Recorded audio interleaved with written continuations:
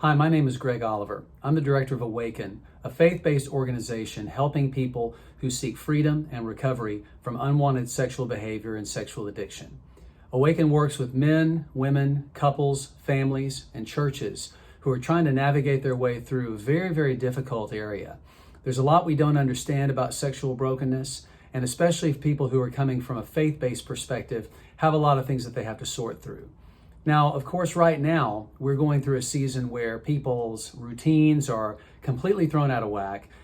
Many people living under stay-at-home orders or forced quarantine. And we know that anytime there's a stressful situation, that just tends to amplify people's addictive tendencies, and they turn to unhealthy behaviors in order to try to make themselves feel better.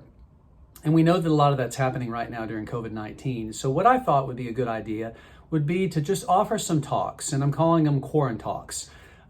Some conversations with professionals that I work with and have great respect for that talk about some of the important aspects of a recovery program that we don't need to forget while things are out of sorts. So we're going to talk about structure.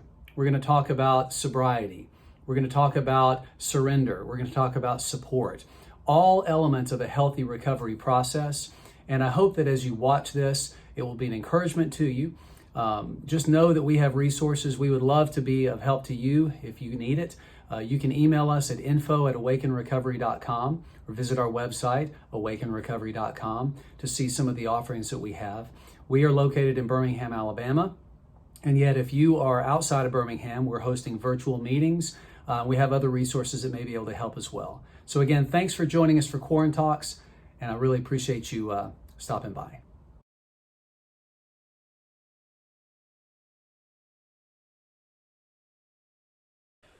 Well, hello, everybody. This is Greg Oliver. I'm the director of Awaken, which is a faith-based recovery ministry, and we walk alongside people who are seeking freedom and recovery from sexual brokenness, sexual addiction, and its effects. And today, I am talking with a very good friend, Adam Calvert. Adam, thanks for joining me. Sure, Greg. Thanks for having me. So I know a lot of people in our area know exactly who you are, but for the people who don't, would you just take a second and just kind of introduce yourself, tell us what you do, tell us a little bit about your practice? Sure. My name is Adam, and I operate Calvert and Associates, and I've been in practice. I've been a counselor for going on 24 years now. I've been a certified sexual addiction therapist since I think around 2008-ish. So for a while. So that is a main part of my practice is working with guys and families in recovery. So tell, just for the benefit of people who don't know what a certified sexual addiction therapist is, what did you have to do to get that certification, and what kind of qualification, what help in the work that you do did that give you? Well, when I became certified, it was still fairly new and up and coming certification. There were a lot of developing ideas and understandings of it, and so when I became interested in this field, my training was basically 2 full weeks of learning about addiction, learning about the sexual aspects of who we are and how sometimes our sexuality gets derailed. All right, now the certification has grown into it takes 4 very intensive weeks, plus 30 hours of supervision.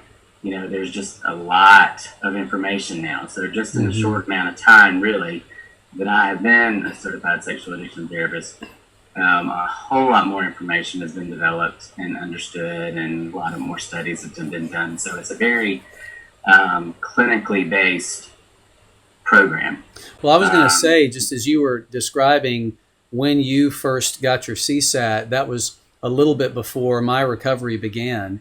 And I'm just thinking in the last 11 or 12 years, just the evolution of what people understand about sexual addiction in general. And then, like, for me, from the standpoint of being a person of Christian faith and existing in the church. And, you know, I was in ministry vocationally before that. I mean, the evolution of how the church even looks at sexual addiction is changing.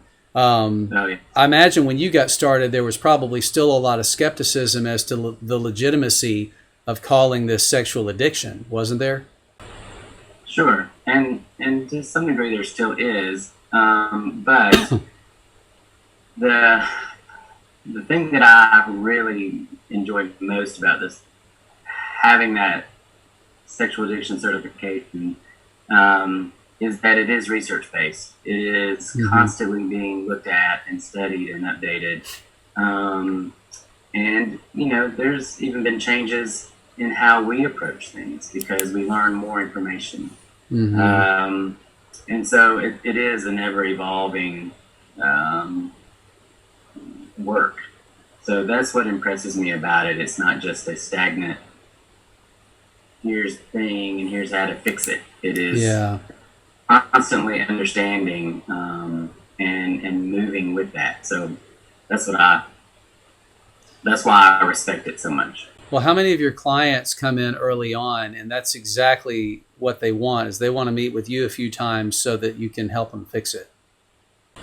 Well, probably the majority of the people that come in, especially when they're in that crisis mode, things have just fallen apart and they want a quick fix. Just give me a pill, give me a book, let me talk to you a couple of times, and they will be good to go.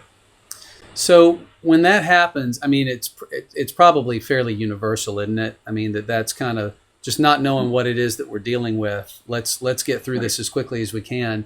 When they start to get a sense from you that this is going to be a lengthy process, is that a tough pill for them to swallow a lot of the time? It can be. I think that I've learned how to talk about it in a way that is not daunting. Yeah. You know, there's a plan. There's safety. There is an understanding around it. There's hope, encouragement. Yeah.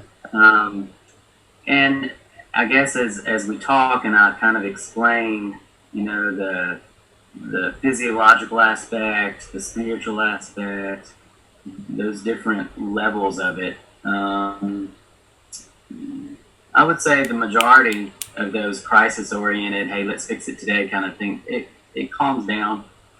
You talked about the different levels of it or different layers, physiological, spiritual. Do you find, I'm sure that among your clients, you've got people who come in who have lived in the church their whole life, who profess to be Christians, and you probably got people who don't claim to have Christian faith. Do you find that there's a difference between how people of faith versus people who don't subscribe to faith accept the fact that there are multiple levels? Like, do people who don't profess to be Christians, do you talk about the spiritual level with them?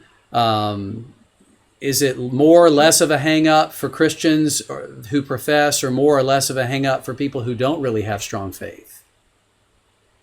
Well, I guess it depends on how they define faith. Okay. You know, somebody who's legalistic, they're going to have a really hard time at first, you know, understanding some of the things I talk about.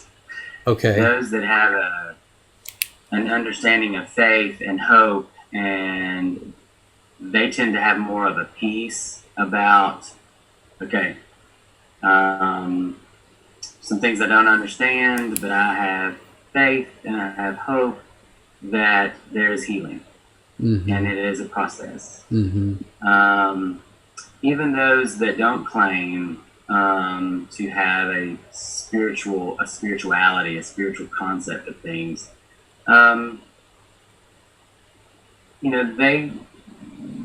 They tend to have, though, hope that once we talk about it, and we talk about this plan and talk about how this developed and how it can heal, then there's an established hope that they may not have had coming into the office. So a minute ago, you mentioned people whose background is legalistic. They have a really hard time. So I'm going to start a sentence and let you finish it. People whose background and experience is legalistic have a harder time with this because their focus has always been... Well, a lot of it's, work-based, just work harder. It's black and white, just stop the behavior. And there's just more to that in this recovery process. And so it takes time to dig in to see what was going on individually with that person. And those that come into the office with that legalistic type background, that mindset of, I just got to work harder and it's black and white, I just got to stop the behavior. But they've been trying to stop the behavior for years. And it hasn't worked. And so then they feel less than, guilt, they're doing something wrong, which adds to their shame. And so they just stay bound in that mindset or that world. And so, depending on the person, I tactfully, as tactfully as I can, kind of tap into that some and say, all right, if we can unpack some of this stuff, what would that look like? And, sometimes it probably goes to some pretty interesting places, yeah. So speaking of behavior and performance, because those are words that people who, like me, who grew up in the church, understand words like behavior and performance. That kind of takes us to another word that people in a process of recovery hear a lot, and that's sobriety. Sobriety is something that it probably means different things to different people, but in a recovery context, like let's just say, people who have either experienced an AA meeting or something like that, or they've seen it on TV or the movies, like typically, how do you think most people would define sobriety as it relates to addiction? Well, stop the behavior. For most people, sobriety means just don't do that behavior. Stop it at all costs. Stay sober from that, whatever. So is that do you feel personally like that is an adequate or a complete definition or description of sobriety? Not for sexual addiction. Okay. Do you talk about that a little bit more? Sure. Sexual addiction, like food addiction, is unique in that it's a process. We are sexual beings. We are created to have sex. We are created to be sexual. We are created to eat. We have to eat to sustain life. So we have to look at it a little bit differently, so that you can't just stop that behavior. Because that's not how we're made, just to stop that behavior. Yeah. And so when somebody comes into my office and they want to work through their sexual addiction, well, it takes some time to figure out what is it about this person's sexuality and what they're doing sexually that is causing dysfunction, and what needs to happen so that they can move towards sexual intimacy.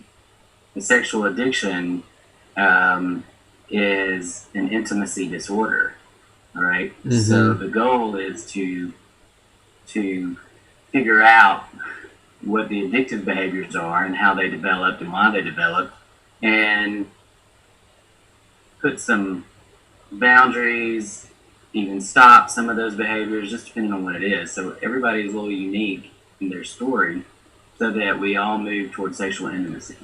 Yeah. When people's focus of sobriety with sexual addiction is stop looking at porn, stop hooking up with multiple partners, stop masturbating, whatever, and that's it, then what are they bypassing that is potentially even more important than stopping the behavior? Well, addiction is a coping mechanism. All right, it is something that was put into place to help cope with something. All right, to medicate, to numb out, to figure out. Even it's there for a reason. Now, it didn't start out as an addiction. It just started out as a coping mechanism. Yeah. But physiologically and, all the realms, spiritually, it took over. All right. And so now it is controlling and, in a way, killing instead of helping. So I think if we just say stop those behaviors, then we're taking away a coping mechanism that is there for a reason. And if we take that away, without looking at what the reason is, exactly right, then there's going to be a problem. All right. So my goal is to figure out, all right, what is the dysfunction? All right, what are the sexual behaviors that are causing problems? And put some boundaries around that. But then we delve into why they're there to begin with. Yeah. What happened? What caused them to develop and take such stronghold? A lot of times our sexual acting out is a re-traumatization of something that occurred to us when we were young. And so figuring out what that early trauma is helps us then not need that coping mechanism anymore. And so, it takes time to kind of delve into that. And if we just say stop the behavior and move on your happy way, well, that doesn't work. But here's that's what we said. But what also doesn't work, and correct me if I'm wrong, is trying to delve into those deeper places and dig through a lot of the source material while you're not sober.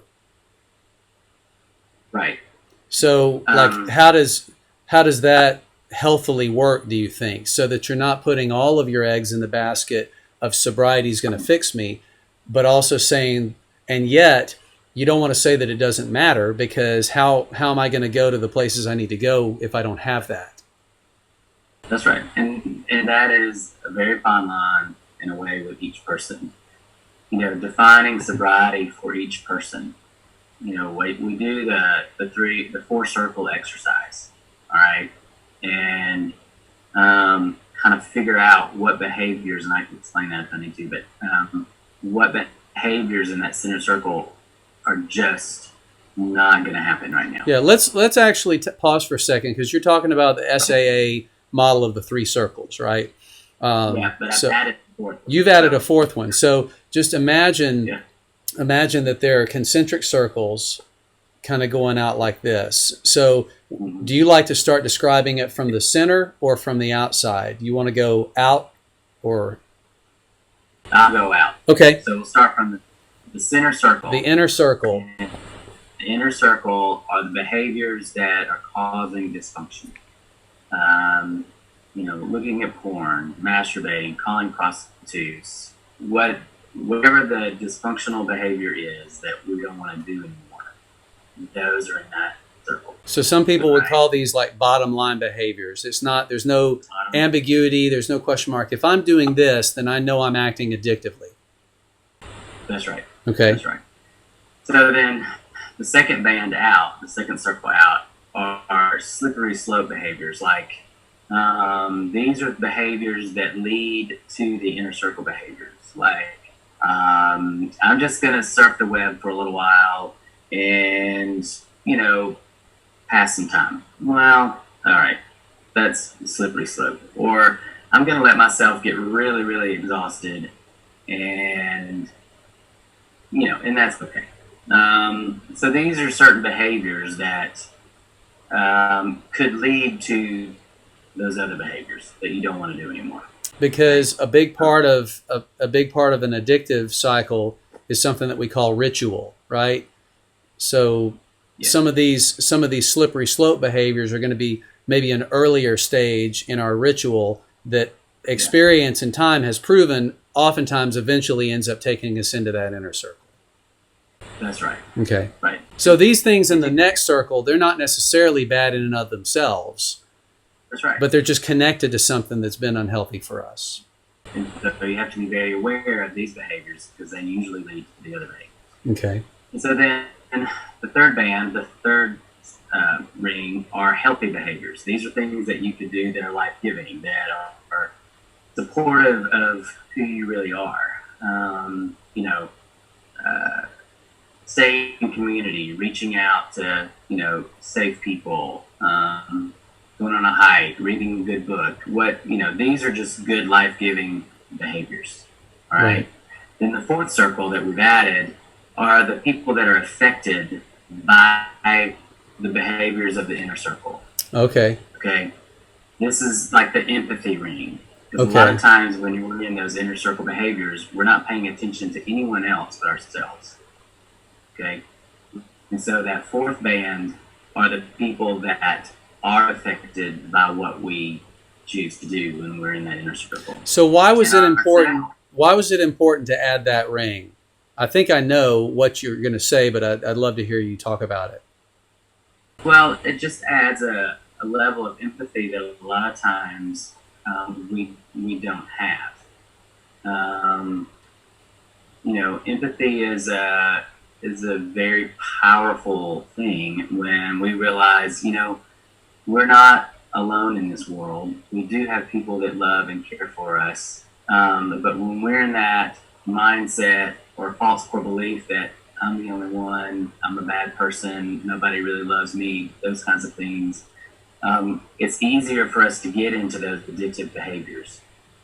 Because again, they're coping mechanisms to deal with pain, loneliness, fear, those kinds of things. The way you're describing it, I'm thinking when I'm being triggered, because that's another term that we use, when I'm being triggered by something that is going on presently that reminds me of a wound that I'm carrying. I may not even know what that wound is, but it's really got me all fired up.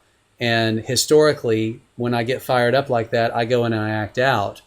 I'm not thinking about other people. I'm thinking about survival. And it isn't just like when you say a lack of empathy, I think a lot of times people think of a narcissist or somebody who's just a jerk, or just a big butthead who doesn't care about anybody. That's not always the case when there's a lack of empathy, right? Because sometimes the person is just like, it's a trauma response like you mentioned, and they are going into full on just like fight, flight, freeze, and they're surviving. And so to make that fourth ring a part of your normal kind of meditative work, I guess the point of that would, at least in part, would be to keep that in your mind. If you're focusing on it every day, then you're going to be more likely to remember it in those trigger times. Is that kind of what you're thinking? Exactly right. Yeah. Because, when we go into that addictive mindset and the prefrontal cortex basically shuts off, all right, make the decision-making part of our brain, it really does shut off. We don't think about anybody else. And having that fourth band and really having it incorporated into your mindset, it's another way to keep that prefrontal cortex from shutting completely off, because you're recognizing, I do have people in my life. I do matter. I matter, and I matter to other people. And my actions matter to them. And my acting, my choices, my behaviors do matter.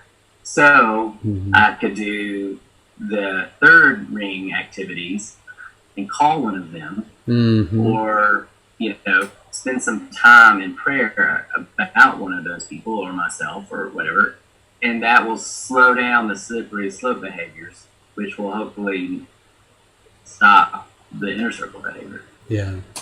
So when you're talking about the multiple levels and layers of what's going on, that it's not just about behavior, it's not just about sobriety, and that's the end of the story. I would imagine that for a person who's in your office as the client, that's probably pretty liberating to realize that it's about more than that, because if that's been their focal point, like, I've got to try harder. If I loved God, I would be able to do this. It's a matter of obedience, right? And so it's probably very freeing for them. But what about for their spouse, if they're married, or for people in their church, if their church is aware of what's going on? Like, how often do we experience when you start talking about those other layers, and the pushback is, well, that sounds like you're just looking for something to take responsibility off of you. Is that a pretty common pushback of looking at those other layers? Sure it is. By people who have been hurt by them? Yeah, they still are hurt by them. I mean, when people throw their judgment on somebody's, when people throw their judgment or opinion like that, which I think is a judgment in that mindset, it just creates more shame and more withdrawing, and less people on that fourth band. Mm-hmm. So, but it's understandable, right, from the standpoint of somebody who's been hurt. But that doesn't mean that it's right or healthy. When somebody is in my office and we're looking at their sobriety or what they need to do to start having healthy living and making healthy choices, we put some pretty strict boundaries around those inner circle behaviors. There's got to be sobriety, yes. Mm-hmm. But this is a process, and it's not a perfect process. And those that are legalistic think that it is a perfect process. Right. So, well, that's not necessary. Yes, that's right. I'm just talking now. I'm like, no, it's good. I'm fired up. Anyway, so I think that when I'm working with somebody and we get it individualized to them, all right, then there does have to be that sobriety time frame where they can kind of just figure out what's going on. But it's not a perfect process, like I said, and there may be a slip up. There may be a time where that inner behavior is going to happen, all right? And if they're in a world of judgment that says you have to stop that behavior, well, they're going to stop talking about those times that they slipped up. Mm-hmm. Okay? So yeah, this is where an understanding of the healing process is important. Okay? So if somebody slips up because it just gets overwhelming, or there's an anniversary date, or there's just something that happens and there is an inner circle behavior, instead of feeling shame around that and shaming the person for slipping up, then we figure out, all right, what was going on? Let's use that as a time to learn. Okay? Yeah. Instead of saying I failed because I'm a failure, it's like, okay, this situation failed. You're not a failure. This situation failed. But what happened leading up to that? What was going on beforehand? Which is so critical for the person in recovery to have a therapist or a support community who can do that, because that's a pretty tall order to ask of a spouse, right? Who is still hurt by slip-ups. And that and because you've been seeing clients who are in this situation for over a decade, and I've been rubbing shoulders with people in recovery community and through Awaken, the same kind of thing, where you're in this place where, like, on the one hand, you're being told, look, slips are a normal part of recovery for most people, but you've also got a spouse who says, I'm setting boundaries of what I'm willing and not willing to tolerate in terms of slips. And so, that's a tough That's a really tough place for a recovering person to live, because if what we're telling them is sobriety is important, it's not the whole process, but it's an important part of it. But truth telling is an important part of the process. But then they tell themselves that message: if I tell the truth about this, I'm going to lose my marriage. And that may be absolutely true. That's just a really, really tough pressure spot in which to live, which is why a lot of people have trouble maintaining sobriety, right? Exactly right. And you know, being honest is very scary. It's a very scary thing. But part of the healing process is to learn how to be honest, and that you can be heard and can say what you need to say. The spouse has been traumatized. Yeah. And so whenever there is a slip up, it just reactivates that trauma.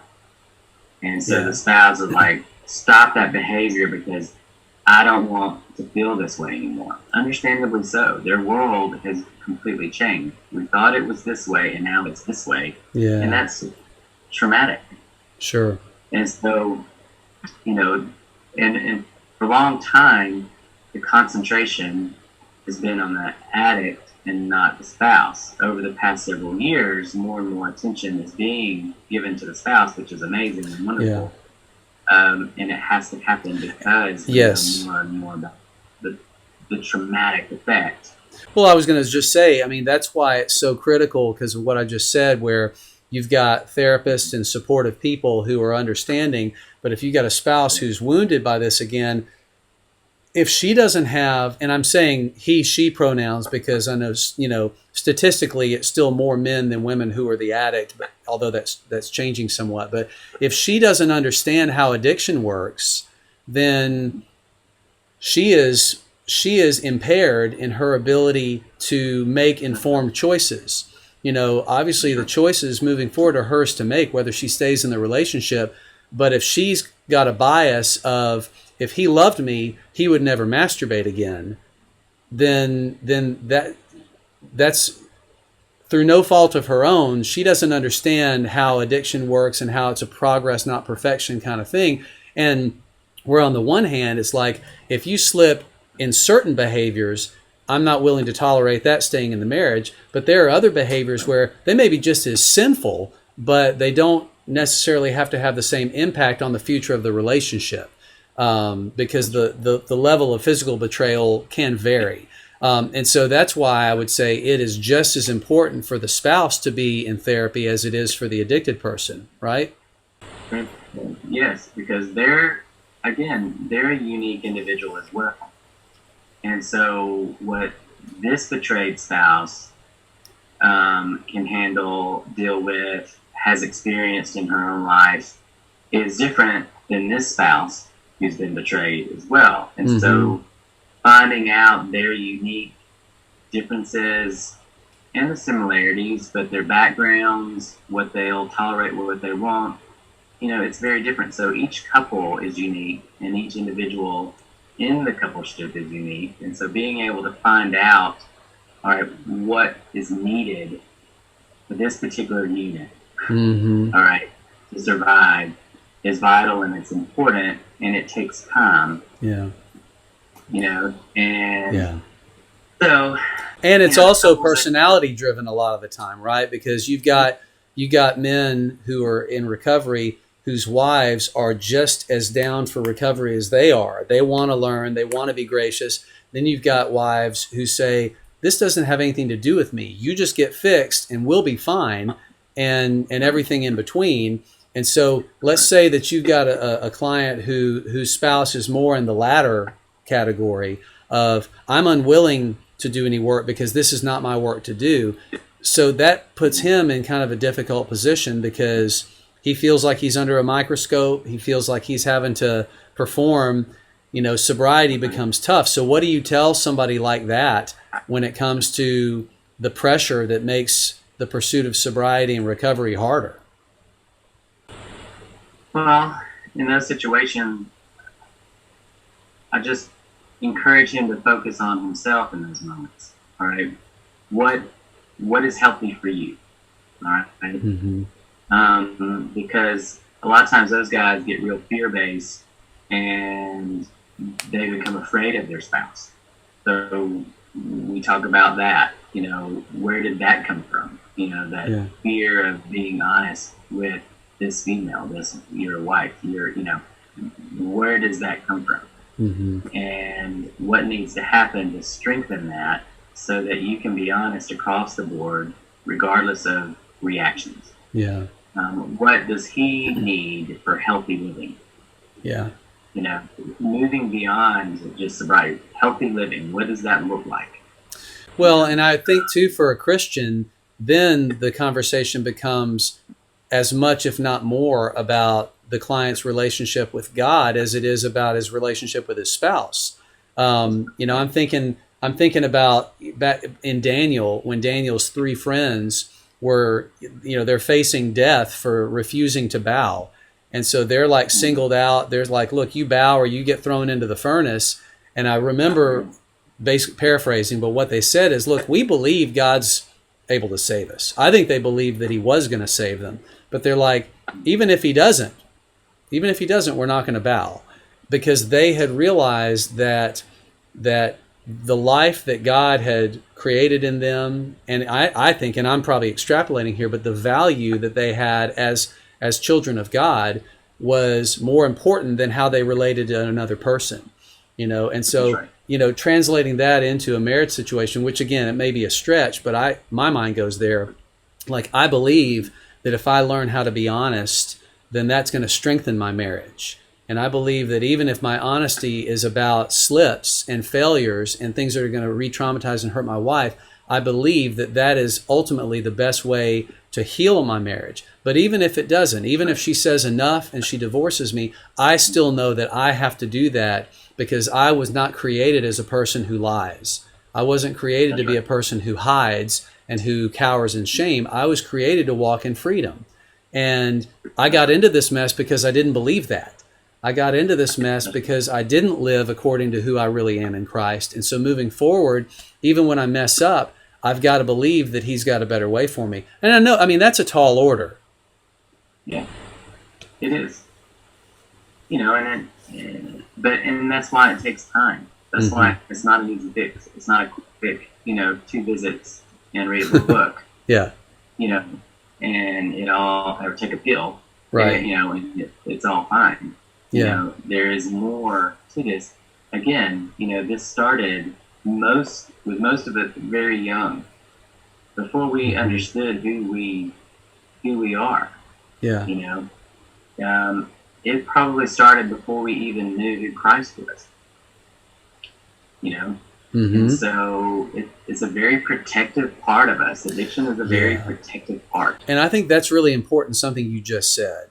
It started in a lot of people before we knew who Christ was, because I think one of the things that I've heard said in the church a lot is, yeah, but what happened before you were a Christian is gone, because if any man is in Christ, he's a new creation. The old is gone, the new has come. And I think that we overshoot what that means in terms of attachment, trauma, psychological impact, because we're still physically and neurologically the same people that we were before we came into relationship with Christ. 2 Corinthians 5 is talking about our identity, right? The old identity, the fact that that's who I was, is gone and the new has come. But not everything that happened to me prior to my relationship with Christ just evaporates, right? Right. That's right. Yeah. It would be wonderful if it did, but it doesn't. Right. And I think we're learning more and more about how our brain processes things and where things are held and what trauma actually does. And so, again, we learned how to survive before we became believers a lot of times. Well, so when Christ enters into our hearts, it's like, okay, you can have all of these areas, but not this one. Yeah. Yeah. Because this is how I protect myself. Right.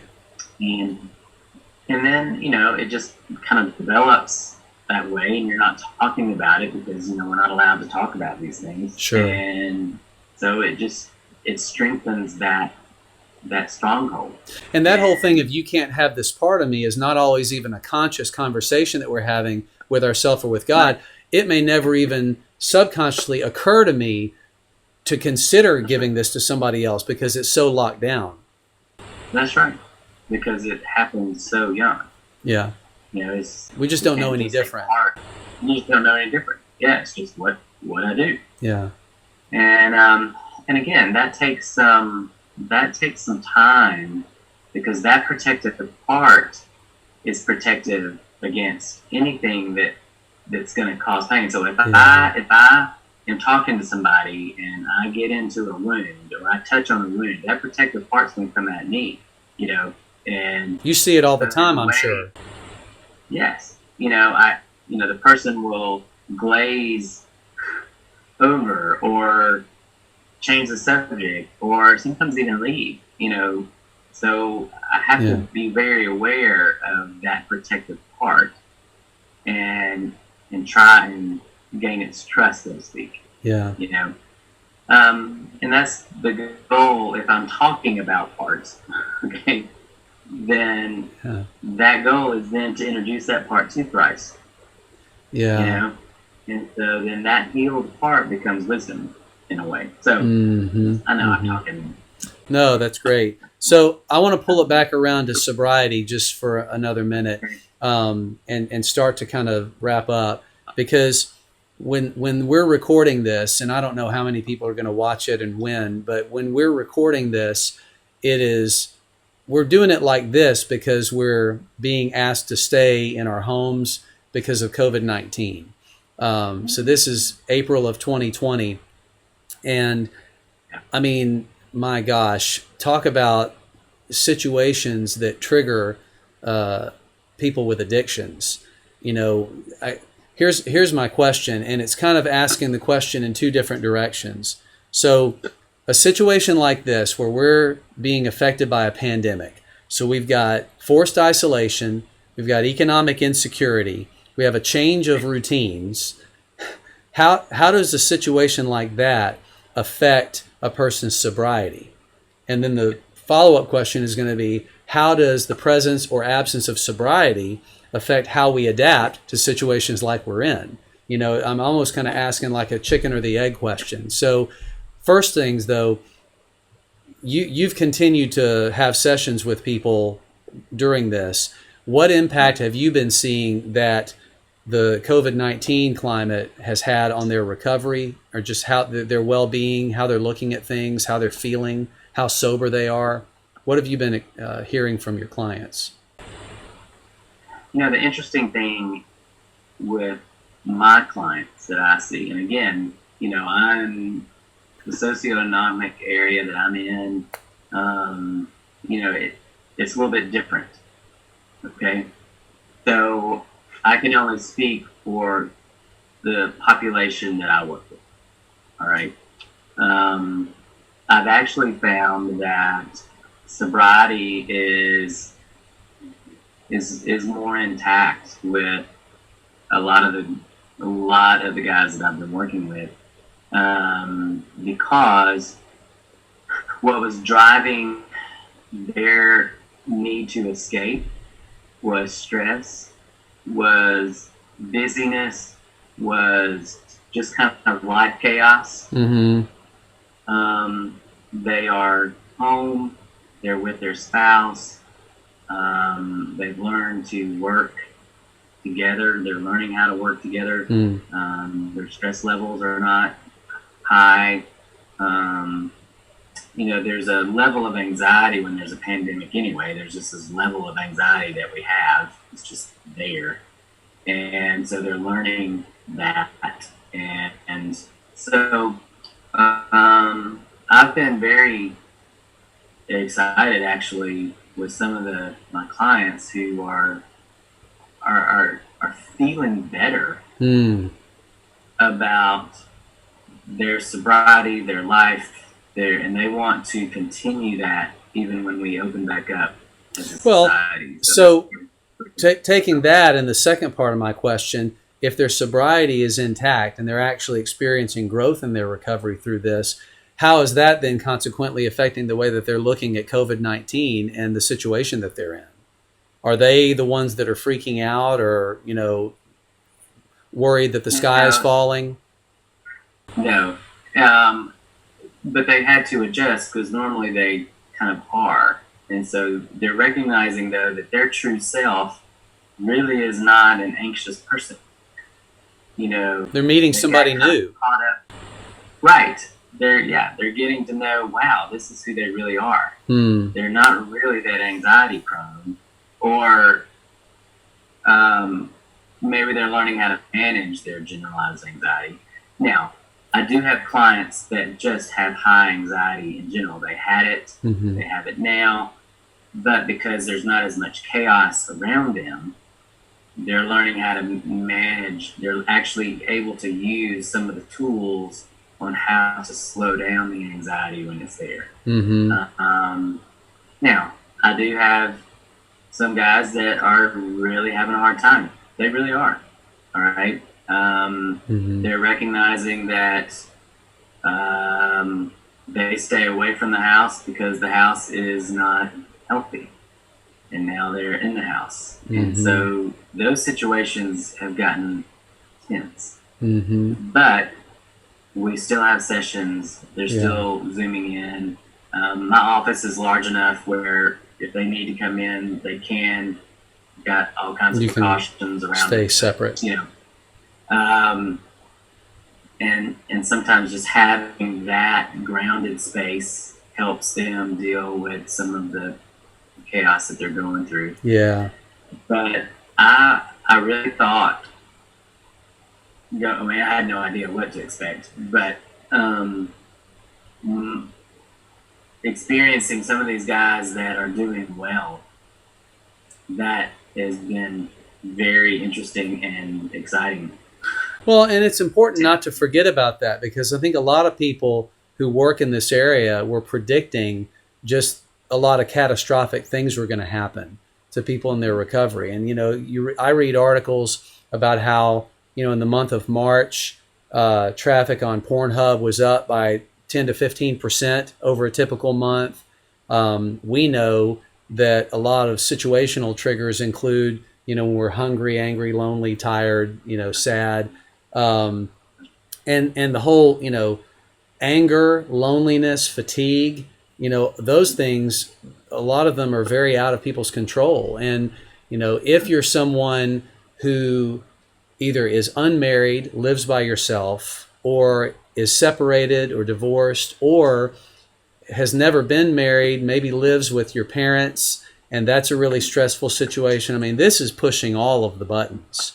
And so, to be able to hear there are people out there who are recognizing that the processes I already had in place can continue.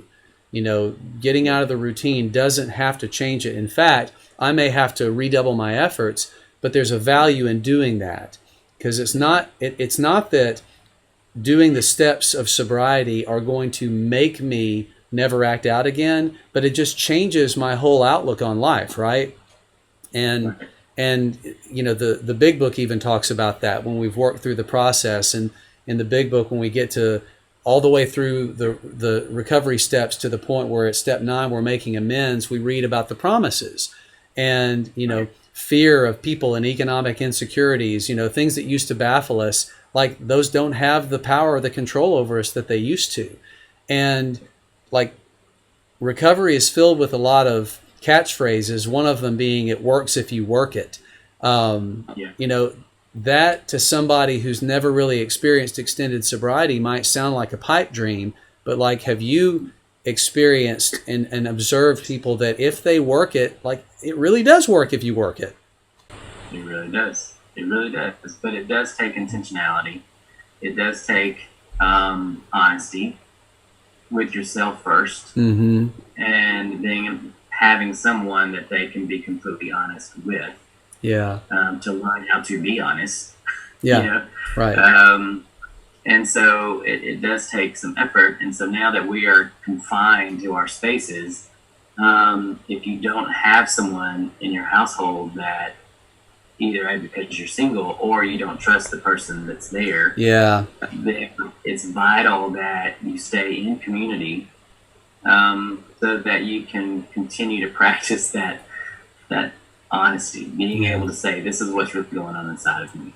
So, And so hopping off of the point that you're making right now, just for people who are watching, you know, if they're in the area where we are in Birmingham, there are a lot of options for exactly what you're talking about. You know, and just specifically talking about Awaken and what we offer right now in pandemic mode, we're offering 4 days a week where you can get online for a virtual meeting, which I'll say right now is not as good as an in-person meeting. I mean, that's my opinion. I would much rather be sitting in the room next to somebody and, you know, able to shake their hand, pat them on the back, give them a hug. But being able to see people's faces and being able to stay connected is huge. And so, you know, people who are watching this, if you want to know how to connect to those, we've got meetings for men and for women who are struggling with addiction and unwanted sexual behavior. And we have meetings for women who are the spouses of male addicts. And so just email info@awakenrecovery.com and we can connect you with that. So wrapping up, like, if people are looking for practical steps that they can take, like, I'm new in this, I'm looking for a therapist, that would be a great step that people could take. What are some other practical things that a person who's struggled with unwanted sexual behavior and I'm wanting to pursue sobriety, I want to get well, I'm brand new at this, what do I need to do? What are some of the answers that you would give them? Well, what I normally give is like, all right, then do that 3-circle, 4-circle exercise. Mm-hmm. All right. That puts things out of your mind and onto paper so you can visually see these destructive behaviors that you don't want to do anymore. All right. And it just kind of builds a plan Mm-hmm. for you. Because that is a unique plan. All right. Go to, Greg's website. Go to your website, Awaken Recovery, and look at .com. Yeah. And look at the resource page, because there are a lot of resources that you list that may fit what this person is actually going through right now. There are resources for the spouse, so resources for the couple, there's resources for trauma, there's resources there. And so you just kind of read through those. But getting an understanding of what this is doing, what your behaviors are there for, look like unwanted, that explains the family of origin stuff as well as the clinical aspects of it. But it's also a faith-based book, and so it kind of covers a lot of the elements that we talk about in one kind of concise format. Yeah. And look for these support groups. I mean, community is vital. You have to have support. We try to do this ourselves, work, so we think we're a failure. That's not true. We just can't do it by ourselves, and we don't have to do it by ourselves. Yeah. And so look for these support systems and reach out, especially right now because everything is Zoom. So there's another level of anonymous. What is the word? Anonymity. Anonymity. Yeah. So you can kind of look into it and see what you think, and you will feel a connection, even if it's through Zoom right now. Yeah. Well, Adam, thanks. I wasn't really worried that we weren't going to have things to talk about, but I'm looking up at my clock and we've been talking for an hour. Oh wow! And it's crazy. I really appreciate you taking the time. It means a lot. You know how much you mean to me, and just how thankful I am for your friendship and just the way that Awaken and Calvert and Associates are able to work together and help so many people. But thanks for just being a good friend, and thanks for sacrificing some of your Friday to talk to me about the process and about sobriety, and just to bring a lot of your wisdom. I appreciate it. Well, thanks for having me. It's always great to see you and talk to you. Yeah. Take care, and thank you guys for watching, and we'll see you soon.